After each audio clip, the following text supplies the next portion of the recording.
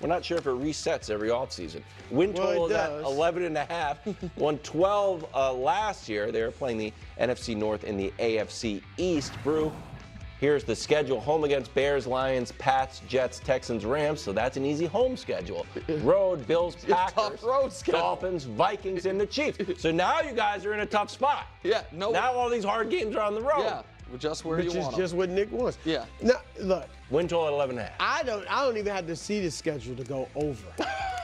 Why? This could be the last great year by Derrick Henry. It's possible. It's on the table. Maybe it's not a great year because he's right.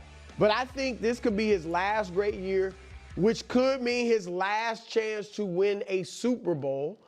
Lamar hasn't played a 16-game season in his career where he hasn't won more than 11 games, at least 12. So I know he's played 15 and they won 11. That's 11 for. Like, if he's healthy, and I'm assuming he will be, I think that dude, everybody, of course, Josh Allen, all these guys who haven't won it, are driven to win that Super Bowl. But I would put it, I don't think anybody's more driven than him. And especially with the two MVPs, like, he's got to win a Super Bowl. I think he's probably under the most pressure of any player in the league to win a Super Bowl. It's him and Josh. Not necessarily next year, but at some point he has got to win. Yeah. I totally agree with that. And the defense was very good over the second half of the season. That's right. I think they're going to be good all season. Mark Andrews obviously has something to make amends for. Like, I think they are going to come out, and I'm not saying 15 wins or anything like that, but definitely 12 or more. So I reserve the right to change this depending on any data we get about how bad this year's cold and flu season's going to be. Of course. Because I can't have Lamar. Right. Yeah, I don't know. And I'll be honest, I have my own questions about the health and human services these days, and so maybe it's going to be bad directives, and Lamar's going to have the sniffles for months on end. However, assuming Lamar can get through November healthy, to me, this is an easy over. They are the most non-Chiefs category, and maybe you could argue Chiefs included, the most reliable regular season team in football. And Lamar is a dominant regular season quarterback. And I really am not saying that as a dig, but this is a regular season bet. And so even though that division is tough, I don't think this year, if I'm right about the Steelers potentially taking a step backwards, you know what I mean? I agree with you. So I think it is not going to be as tough as it was last year. That's how I feel. And your guys' points that Lamar's inability to beat the Steelers, maybe that's gone. Beat them in the regular season, then beat them in the playoffs. All those reasons, it is a tough schedule in that how many playoff teams are on there? You obviously have the Steelers, but to say the Steelers get replaced by the Browns, or by the Bengals, pardon me. That's a lot. Lions, maybe the Texans, Bears. Rams, Bills, Packers, Vikings, Chiefs. So it's a very tough schedule, but I still think they find a way to 12 wins. Yeah. Let's talk about this. Let's get the schedule where it's bigger. I think the Ravens...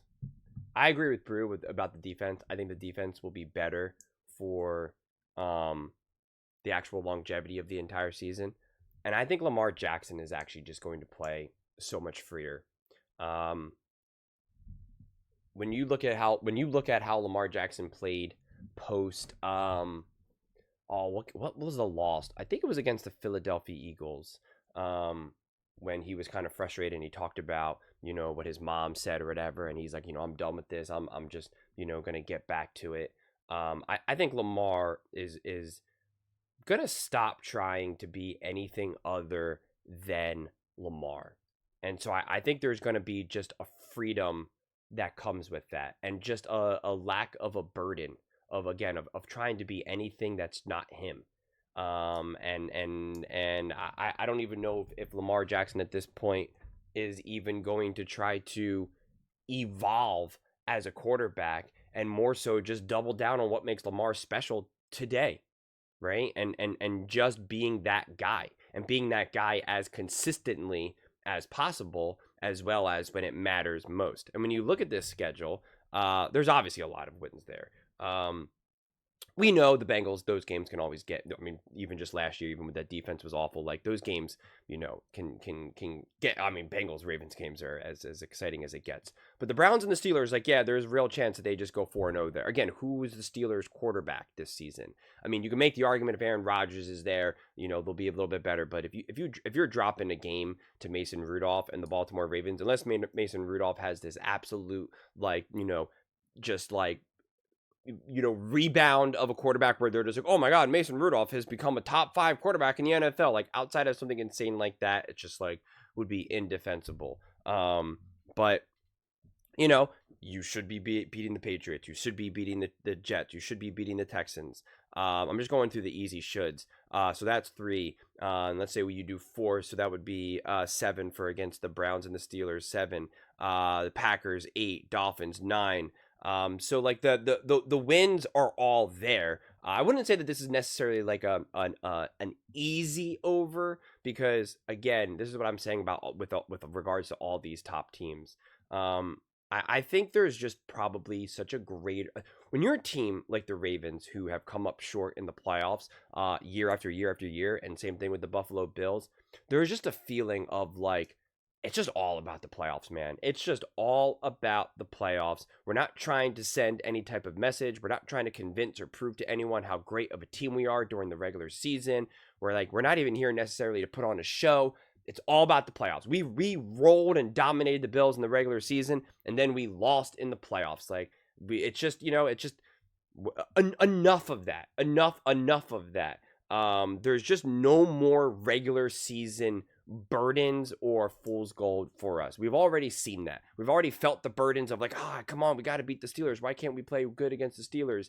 And then also kind of the fool's gold of we dominated the Bills. Like, let's go. Only to then, you know, have a bad loss against like the Raiders, the Browns. You know, I just think they've already essentially experienced every different version of how an NFL season can unfold, both in the regular season and playoffs, both the positives and the negatives, outside of officially just winning the Super Bowl, going on a true playoff run and winning it all. So I just don't think there's any more surprises anymore. There's no surprise that you could roll a team like the Buffalo Bills and dominate them only to like, you know, lose focus and have a terrible loss against the Cleveland Browns, right? Have an ugly game. I forget what the score was. It was like 18-16 or something against the Pittsburgh Steelers. Like, you know, like I just don't think there's any more surprises anymore. And I think at this point they've seen so much. They've been around so much.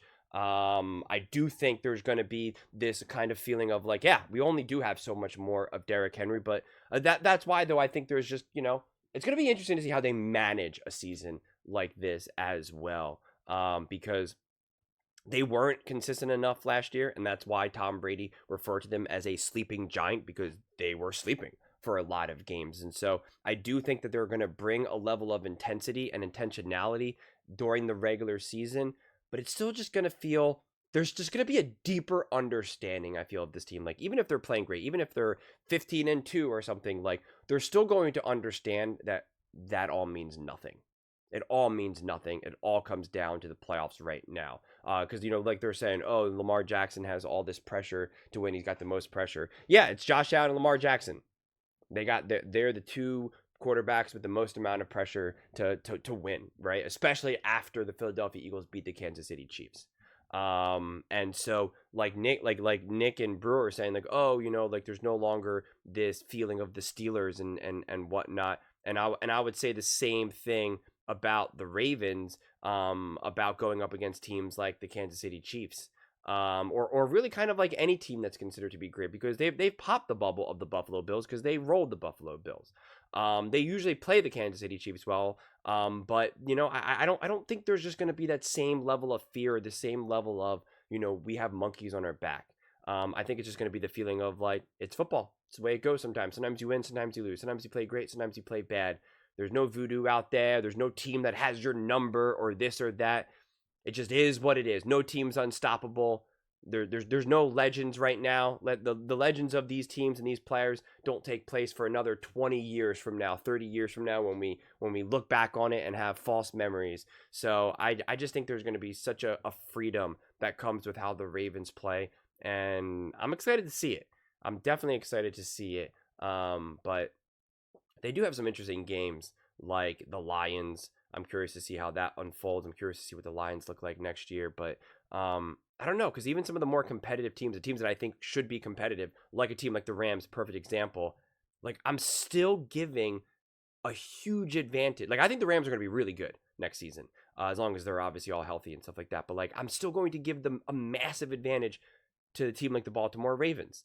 Like I'm going to give them the advantage for the teams that they're going up against, where I'm just kind of like, all right, this is just two great teams going against each other.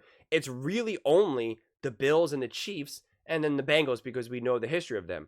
Outside of all these other games, even the teams that I think are going to potentially be pretty good or even just, pretty competitive, I'm still like, the Ravens should win these games. They should be in the driver's seat of these games. If they do lose, it's going to be because the Ravens lost the game, not because the other team beat them. I just, again, I think the Bears will be pretty good, but I'm still like, all right, Caleb Williams on the road. Yeah, I get it. He's more confident. He's going to be playing better. Ben Johnson, et cetera, et cetera. But like, I don't know, man, a second-year quarterback trying to figure stuff out still, first-year head coach, you're at home, you're the Baltimore Ravens, like, you should eat on that. Okay, J.J. McCarthy has a ton of momentum going, and he's playing great. He started off the season 10-2 or whatever, and the Vikings are flying high, and it's just like, all right, but like, it's Baltimore Ravens and Lamar Jackson, and it's still a rookie first-year quarterback. Like, you should be able to feast off of that. You should be able to get off of that. You should be able to get these quarterbacks that are not fully rooted in experience. Like, you're the type of team, you're the type of defense that should feast on them, that should make them uncomfortable. The Bears, the Patriots, the Jets, the Vikings, like, those are the main, and I guess technically, well, I guess it depends on who the quarterback is for the Browns and the Steelers, but like, any quarterback that's not truly rooted in experience and a ton of experience in the NFL, like, it's just, the Ravens should feast on, and there's just plenty of those quarterbacks for them to kind of pounce after, so, yeah, it's going to be interesting. But those are just my thoughts. I'd absolutely love to hear yours. What do you guys all think about the Baltimore Ravens winning 12 or more games, which seems like that's what the table thinks. It seems unanimous. Let me know in the comments below. I read every single comment, so whether you agree with me or disagree with me, either way, let's get in some discussions. Let's get in some fights. But ultimately, let's just have some fun. And please do consider subscribing. We are building an amazing community here, and I absolutely love to see you part of it. I want to build something that we all genuinely feel connected to. Something that we're really excited to be part of. I think we're well on our way to doing it. Please don't forget to give this video a thumbs up, as it really does help with the visibility and the algorithm. Thank you so much. See you next time.